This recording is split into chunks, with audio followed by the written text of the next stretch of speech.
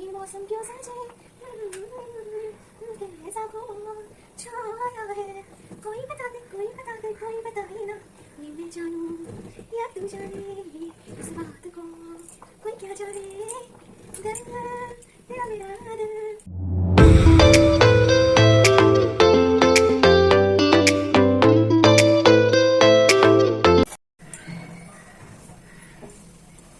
Hey guys, good morning. আমি শুভ আর তোমরা দেখছো আমার ইউটিউব চ্যানেল সুপুস লাইফস্টাইল। তো এখন সকাল বাজে 9:30। তো আমি এখন বানাচ্ছি নুডলস। তো ভাবছি তোমাদের সাথে একটু গল্প করি আর ব্লগটা এখান থেকে শুরু করি।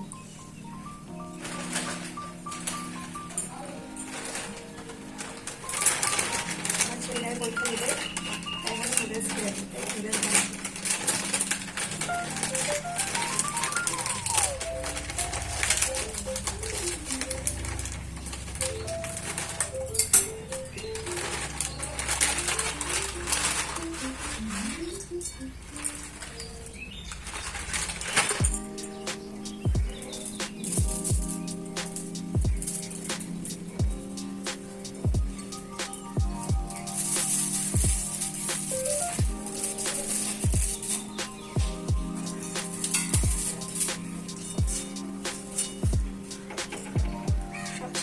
এদিক ওদিক চলে যাচ্ছে।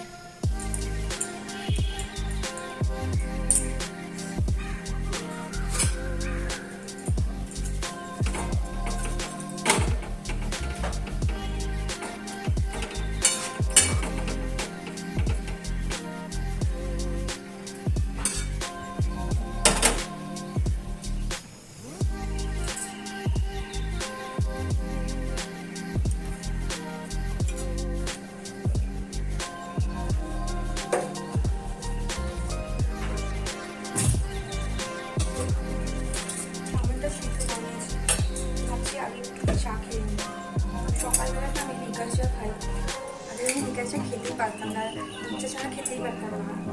কি বলতো, কান্দে পড়িয়া বাবা কান্দে রেখেছে, অসুবিধা হয়, প্রবলেম, এখন তো সবাই পেটের সমস্যা। তো এখন আমার লিকার চাটা খেতে বেশি ভালো লাগে, একটু আদা দিয়ে। ও হ্যাঁ, আদা দিয়ে বলতে মনে হয়, আমি তো আদাই দিই।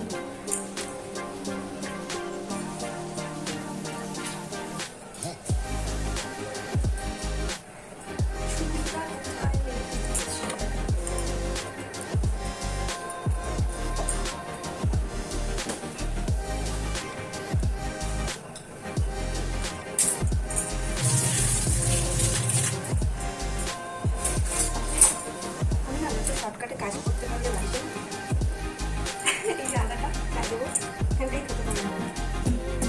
আমার বড় তোমাকে কিনে দেবো না।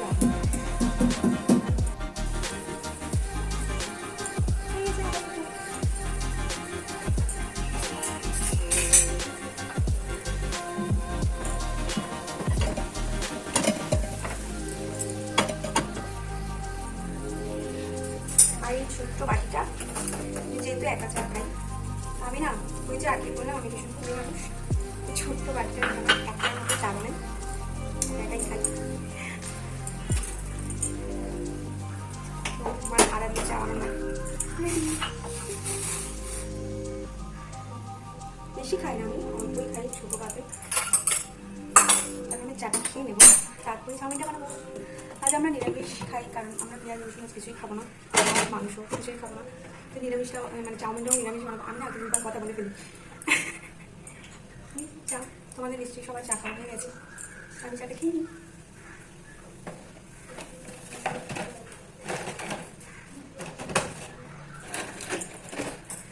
ফার্স্টে একটা বিস্কুট খেয়ে জল খেয়ে নিই।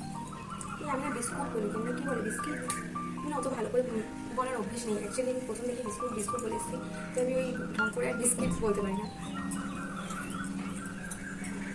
আর আমি চাউমিনের জন্য সব ভেজিটেবলস কেটে নিয়েছি, আলু, গাজর, বিনস, আর এখানে তেল গরম বসিয়ে দিয়েছি।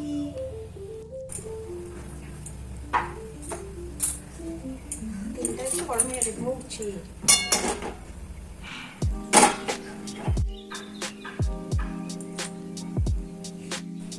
ছেলে আর আমি দুজনে মিলে চাউমিন খাওয়ার পর ও স্কুল চলে গেছে, আমি চলে এসেছি এদিকে রান্না করতে।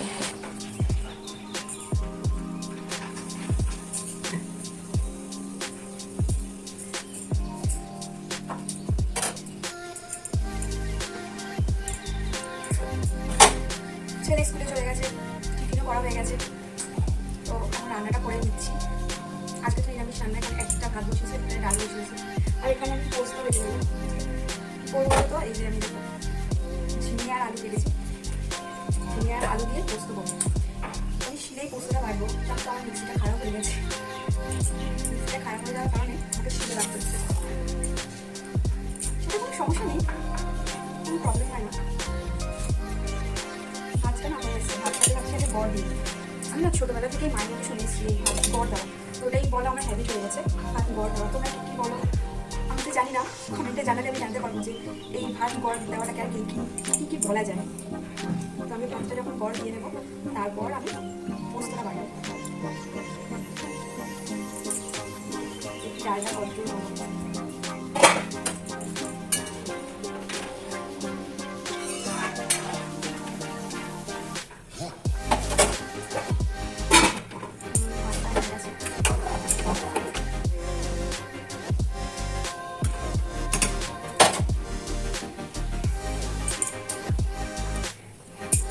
মাঝে মাঝে রোদ উঠছে, মাঝে মাঝে মেঘ করছে, মনে হচ্ছে বৃষ্টি নামবে।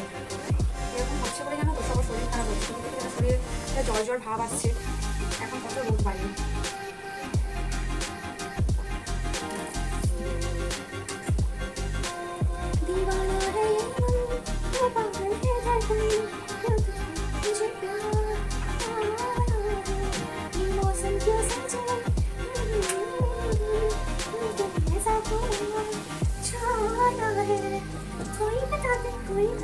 कोई बताए ना ये मैं जानूं या तू जाने इस बात को, कोई क्या जाने तेरा मेरा दिल जो मेरे আমার লিরিক্স বলতে পারি, কারণ লিরিক্স মনে থাকে না, ভালো লাগতে। তো এবার ভাতটা ফাইনাল করি। ভাতটা আমি একটু বেশি ফোটাই, কারণ কি জানো তো আমার শ্বশুরমশাই একটু নরম ভাত পছন্দ করে, দাঁত নেই তো সেই জন্য আমি ভাতটা একটু নরম করি। পোস্তটা বেরিয়ে গেছে।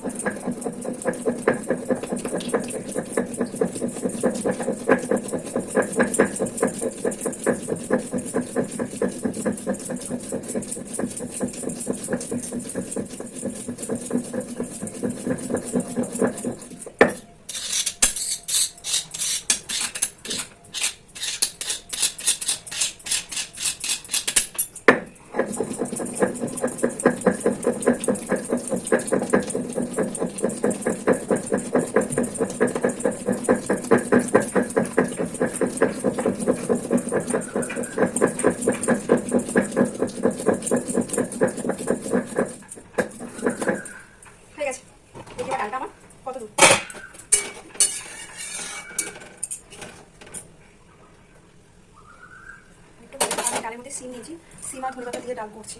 সিমটা একটু সিদ্ধ দেবো, একটু চিনিও দিয়ে দেবো, একটু চিনি দিয়ে দিলাম, সিদ্ধ হোক।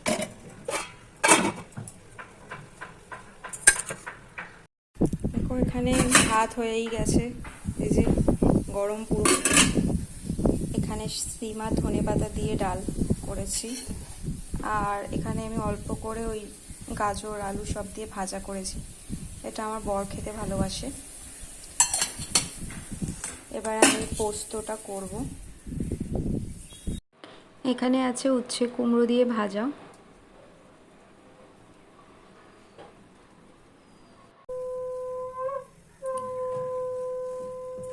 পোস্তটা করে নিচ্ছি। পোস্তটা আমি সর্ষের তেল দিয়ে করবো, আমি সর্ষের তেল দিয়ে পোস্ত রান্না করলে ভালো লাগে বেশি।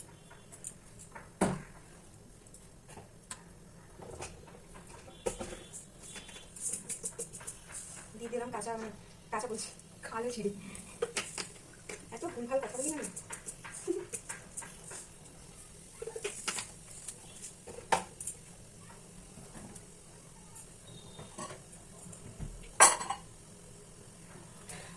জিরে,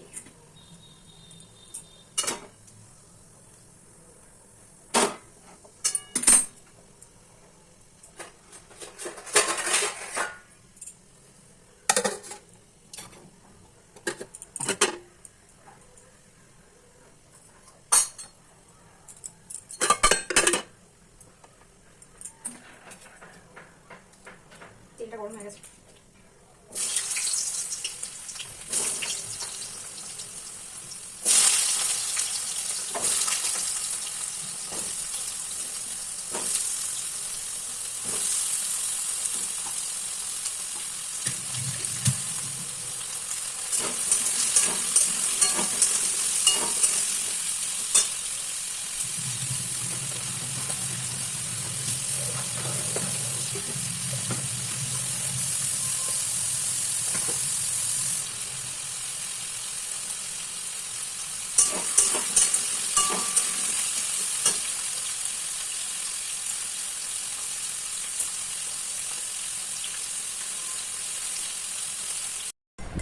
এই যে দেখো বেলের শরবত।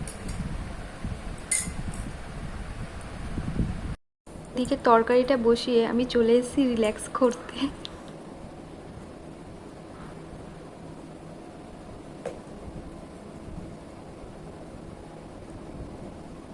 ফ্রিজে রেখে দিয়েছিলাম, আরো ঠান্ডা, আরো ভালো লাগছে। সব কিছুতে ডোরেমন।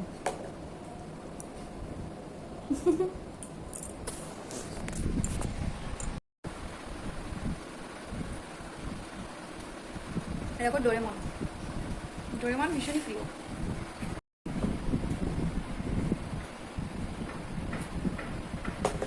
তো বন্ধুরা, আজকের মতো আমি ব্লগটা এখানেই শেষ করছি।